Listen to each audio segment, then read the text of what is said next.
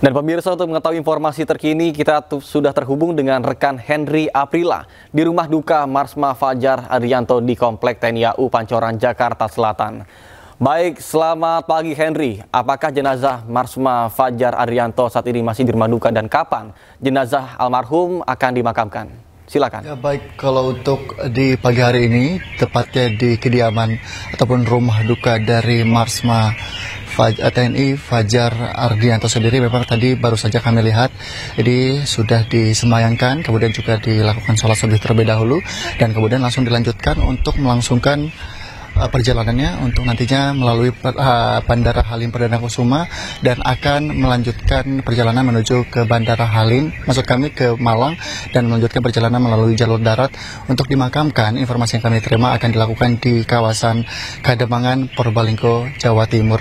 Adapun yang memang informasi kami dapatkan kembali bahwa sudah disampaikan bahwa nantinya untuk keberangkatan dari Bandara Halim Perdana Kusuma ini akan dilakukan tepat pada pukul 6.30 waktu Indonesia Barat.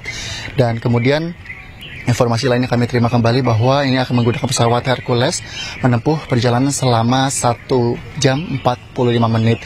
Dan kemudian ini disampaikan langsung ataupun resmi melalui maksud kami dari Marsikal Pratama TNI I Nyoman Saudnyama yang merupakan Kadis Pen Angkatan Udara. Dan kemudian kami lihat pun tadi untuk jenazah sudah dibawa ke Bandara Halim Perdana Kusuma bersama dengan istri dan juga anak, dan juga bersama dengan keluarga untuk menghantarkan langsung menggunakan pesawat Hercules yang akan berangkat melalui landasan udara Halim Perdana Kusuma. Adapun juga dalam hal ini nantinya pada pelepasan untuk keberangkatan dari landasan udara Halim Perdana Kusuma akan dilepas oleh Kepala Staf TNI Angkatan Udara yang langsung melepas jenazah untuk nantinya akan dibawa ke Malang terlebih dahulu, dan kemudian melanjutkan perjalanan untuk dimakamkan di kawasan Kademangan, Purbalingga, Jawa Timur.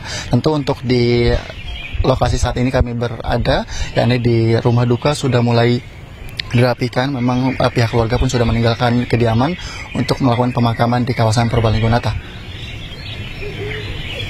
Mungkin bisa diinformasikan siapa saja mungkin dari pejabat-pejabat TNI AU yang hadir untuk persiapan pelepasan dari rumah menuju ke Halim, atau baik dari Halim nanti disambut di bandara yang akan dituju, Henry?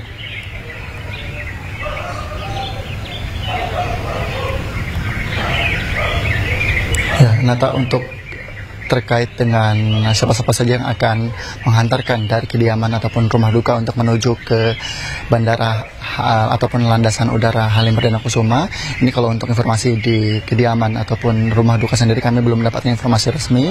Dan kemudian memang nantinya untuk di lokasi ini kami juga akan menunggu informasinya siapa-siapa saja yang sudah hadir maupun yang akan menghantarkan, yang juga tadi kami sempat sampaikan bahwa untuk pelepasannya akan dilakukan pelepasan oleh Kepala Staf TNI Angkatan Udara yang langsung melakukan pelepasan di landasan udara Halim Perdana Kusuma. Nata.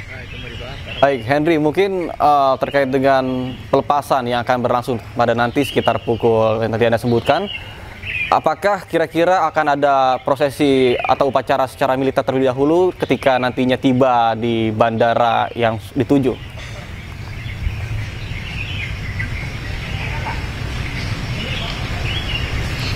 Nah, informasi yang kami terima sebelumnya, tepatnya di hari Minggu 3 Agustus 2025, ini disampaikan bahwa untuk prosesi pemakaman sendiri ini akan dilakukan secara militer, yang mengingat untuk pemakaman yang ada di kawasan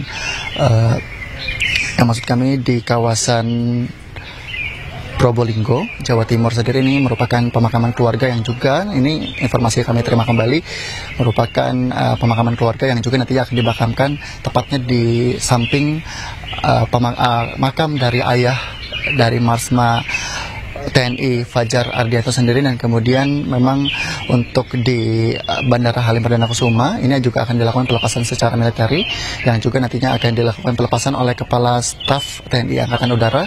Namun untuk nantinya di kawasan ataupun di landasan udara Malang sendiri, ini juga nantinya akan disambut dan kemudian dihantarkan melalui jalur darat untuk nantinya akan menuju ke tempat pemakaman di kawasan Purbalingga, Jawa Timur. Nata. Baik, terima kasih Henry Aprila melaporkan langsung dari rumah duka. Terima kasih atas laporannya, selamat bertugas kembali dan salam sehat. Pemirsa, Marsma Fajar Adrianto merupakan sosok berprestasi selama berkarir di TNI Angkatan Udara. Marsma Fajar dikenal sebagai penerbang pesawat tempur dan menjadi Kadispen AU pada tahun 2023. Marsma TNI Fajar Andrianto yang gugur dalam kecelakaan pesawat latih di Ciampea, Bogor merupakan lulusan Akademi Angkatan Udara tahun 1992. Marsma Fajar merupakan penerbang pesawat tempur F-16 Fighting Falcon dengan call sign Red Wolf di Skadron Udara 3 Lanut Iswahyudi. Almarhum juga sempat menduduki jabatan Pabandia Ops SOEPS Kohanudnas, Komandan Pangkalan TNI AU Lanut Manuhua 2017 dan Kadispen TNI AU 2019 hingga 2020. Sementara pada tahun 2023 menjadi Dan Lanut Halim Perdana Kusuma.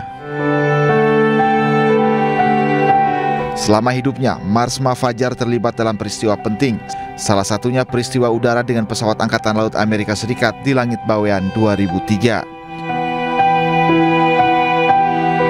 Selama menjadi Kadispen AU, Marsma TNI Fajar Andrianto selalu memberikan informasi terdepan terkait pemberian informasi instansinya.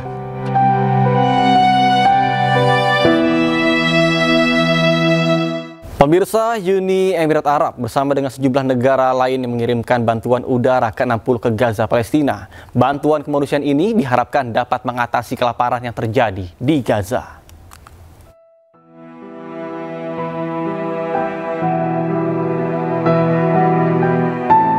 Penurunan bantuan kemanusiaan ke Gaza yang ke-60 oleh Uni Emirat Arab pada hari Jumat disambut sukacita warga Gaza.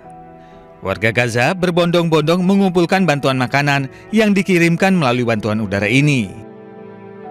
Aksi kemanusiaan ini merupakan bagian dari inisiatif Bird of Goodness dengan partisipasi dari Yordania, Prancis, Jerman, Italia, dan Spanyol. Total bantuan kemanusiaan yang dikirimkan melalui airdrop ke Gaza kini melebihi 3.807 ton metrik. احنا بنشكر في البدايه بنشكر دوله الامارات العزيزه انها قدمت لنا المساعدات وبنطالب بالمزيد كمان. Pengiriman bantuan udara ini dilakukan sebagai bagian dari operasi Sifaros Night 3. Bekerja sama dengan WHO, Uni Emirat Arab juga mengerahkan 22 truk yang membawa pasokan medis ke Gaza. PBB dan Bulan Sabit Merah Palestina mengirimkan truk bantuan kemanusiaan ke Gaza melalui perbatasan Rafah yang dikuasai Mesir. Menurut Bulan Sabit Merah Mesir, konvoi truk bantuan terdiri dari 5.000 ton makanan, obat-obatan, peralatan medis, dan produk kebersihan. Selain itu, truk bantuan Zat El Eza ini juga membawa 107 ton bahan bakar untuk masyarakat Gaza. Ratusan ribu liter bahan bakar ini diperlukan untuk memasok listrik ke fasilitas-fasilitas penting seperti rumah sakit dan fasilitas pendidikan.